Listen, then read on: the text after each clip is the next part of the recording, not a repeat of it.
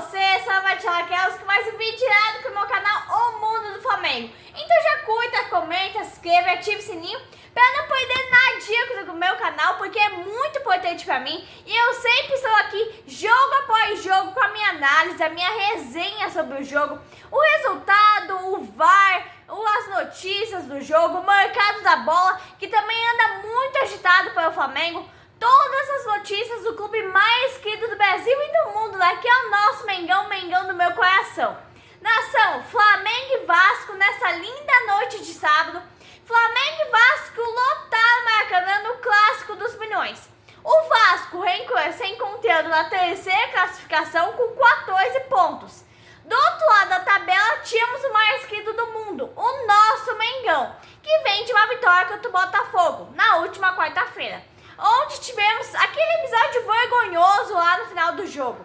O Flamengo na tabela estava com 17 pontos, um passo da semifinal do Carioca. Agora, nação, eu quero comentar um pouquinho daquele episódio lá vergonhoso que aconteceu após o clássico contra o Botafogo.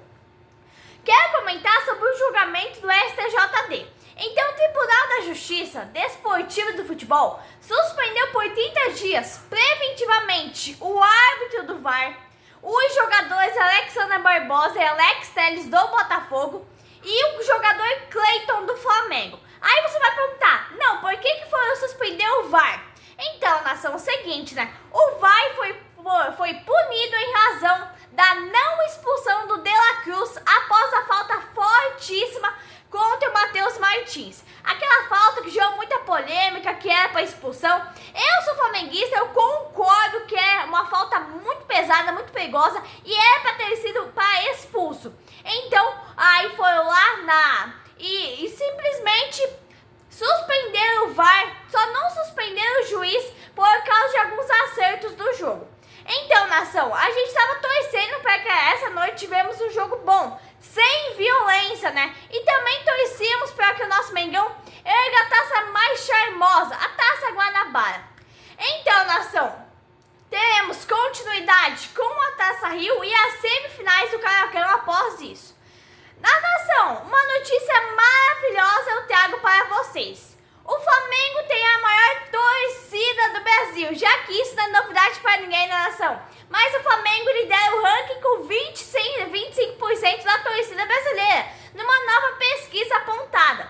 Logo em seguida aparece o Corinthians, com 17%. Mas mesmo assim a maior torcida do Brasil é do Flamengo, nação. E o jogo de hoje fez parte da 10ª rodada da Taça Guanabara. E o Madureira venceu o Bangu por 3-0 e deixou o Vasco para trás. Então o Vasco precisava vencer o Flamengo de qualquer maneira. Isso não aconteceu. O Vasco veio para o jogo com alguns desfalques, mas tentou a vitória mesmo assim. E eu comentava que ia ser muito difícil para o Vasco. Aí o jogo começa, logo aos 2 minutos o Flamengo já tinha tido chance de marcar gol. O jogo era muito bom. E aí, nação, notícias que circulam nas redes sociais e no mundo do esporte. Arrascaeta declara todo o seu amor pelo Flamengo. Ele teve uma pequena reunião com a diretoria lá no Rio de Janeiro e o contrato dele pode ser renovado para até quando ele decidir encerrar a carreira. Ainda não tem uma data marcada, né? Mas no fim da reunião todo mundo saiu sorrindo, então é muito bem provável que isso vai acontecer. Aos 6 minutos o jogo era muito bom, o Flamengo jogando muito bem, um toque de bola bonito, um toque de bola envolvente, nação. A torcida a todo momento gritava Mengo, Mengo, Mengo. E tínhamos mais de 30 mil torcedores, que foi um grande público, né? Mas era um público animado, um público que tem prazer em assistir o Mengão. Aos 9 minutos de jogo, vimos o goleiro do Flamengo fazer bonito, nação. E o que vimos também é que o Vasco não tinha o domínio da bola. Quando o Vasco pegava a bola, o Flamengo recuperava rapidinho. O Vasco com 10 jogadores na grande área, só se defendendo. Aí o Vasco conseguiu sair com a bola, mas não conseguiu passar do meio de campo do Flamengo. O Vasco consegue sair e consegue dar um chute ao gol aos 19 minutos, mas muito mal. Aí começa a parada técnica, que não é parada para hidratação, é parada para orientações do treinador para com os jogadores.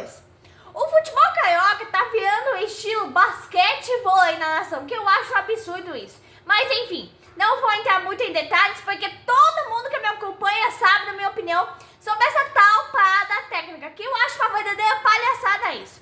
Aos 28 minutos o jogo era muito mais para o Flamengo.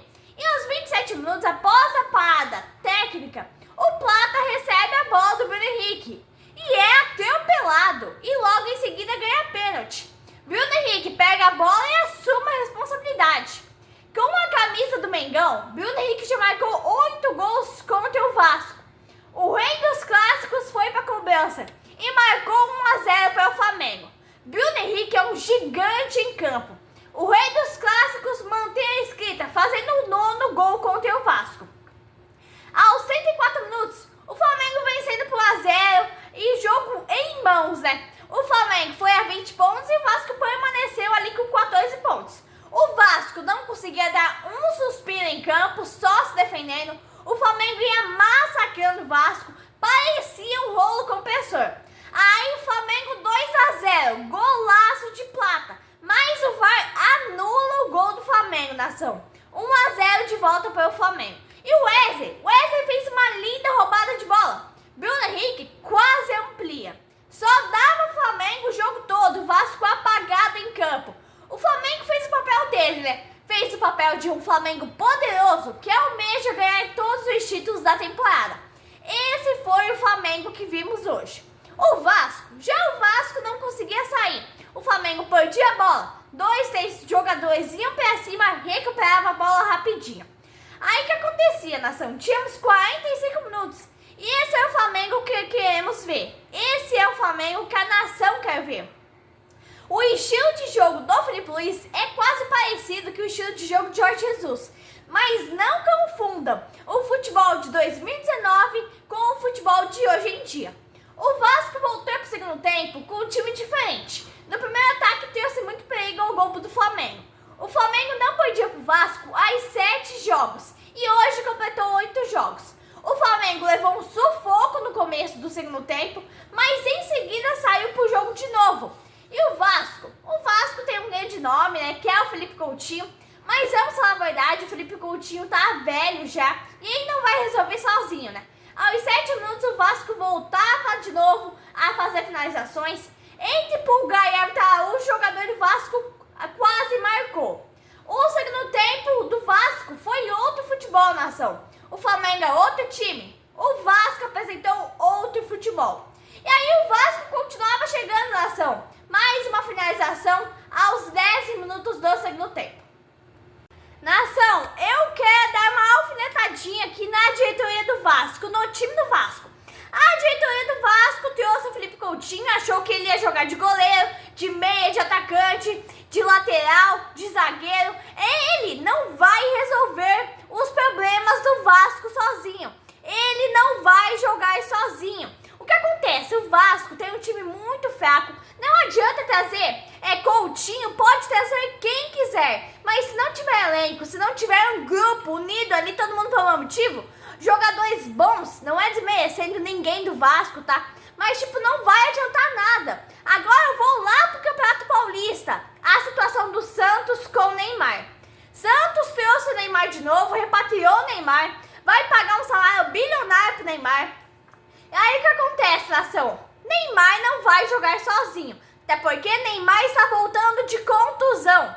O Santos tem um time fraquíssimo. Neymar não vai jogar sozinho.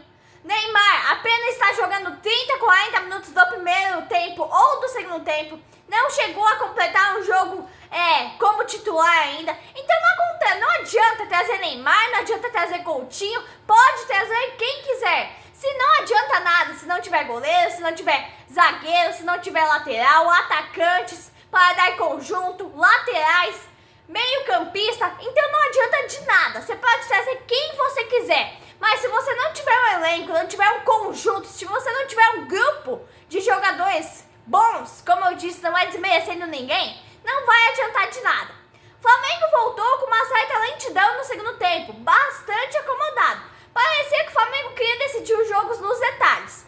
O que temos agora, nação? Um Flamengo de 45 minutos e no segundo tempo, um Vasco, que é um time bem inferior. em cima do Flamengo, está errado, né? No intervalo, o Felipe Luiz mandou tirar o pé por acaso? O jogo no início era bem mais pro Vasco, que é o time mais inferior. Não se compara a qualidade que tem o time do Flamengo.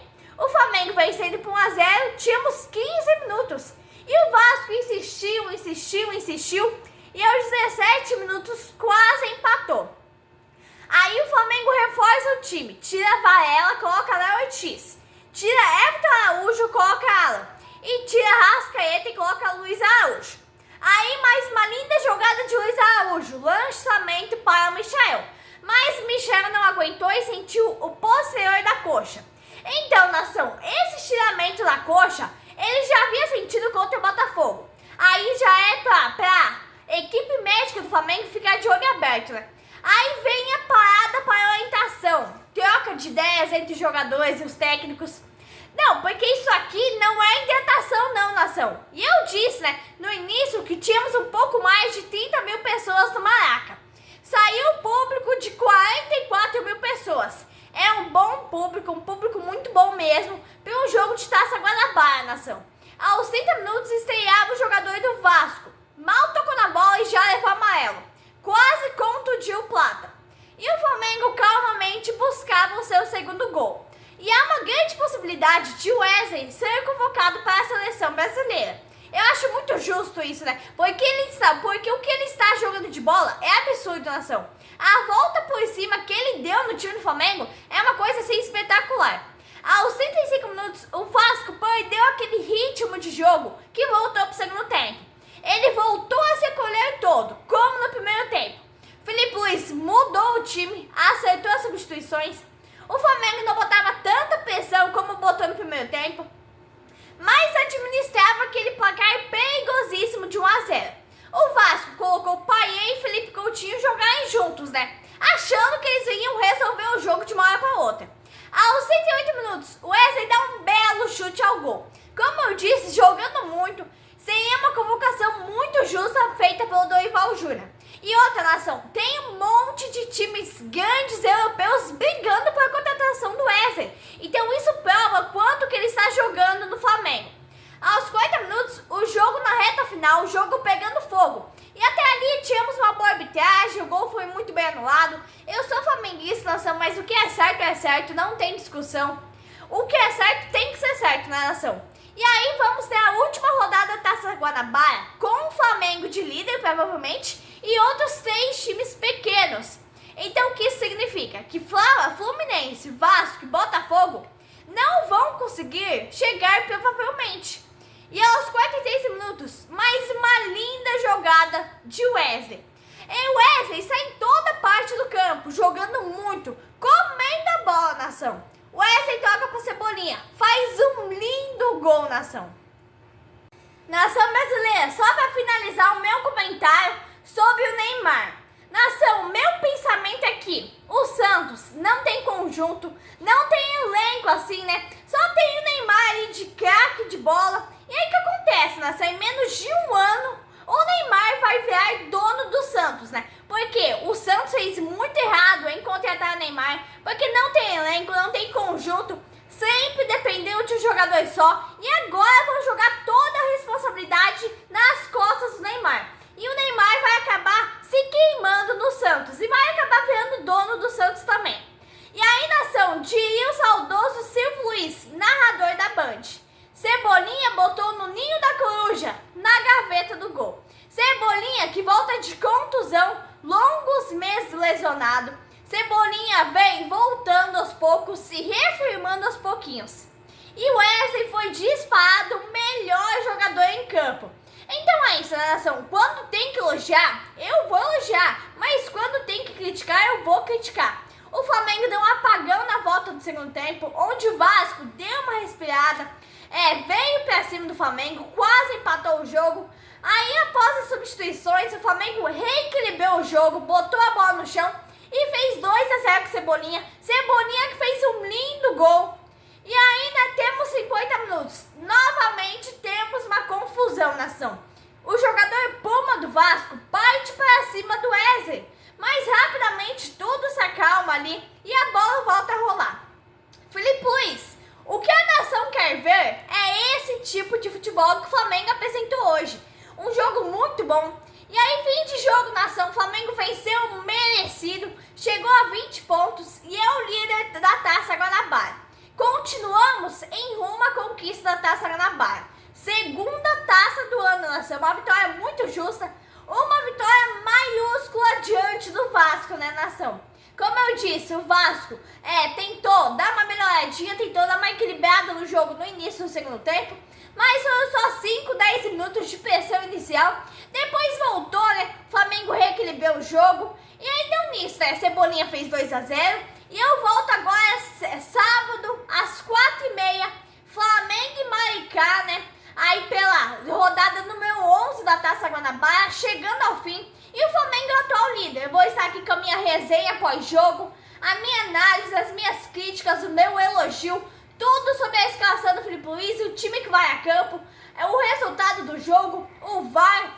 Tomara que não tenha confusão, tomara que seja um espetáculo de jogo, tomara que não tenha episódios vergonhosos como está acontecendo nos últimos jogos na nação. Abraço, nação rubro-negra!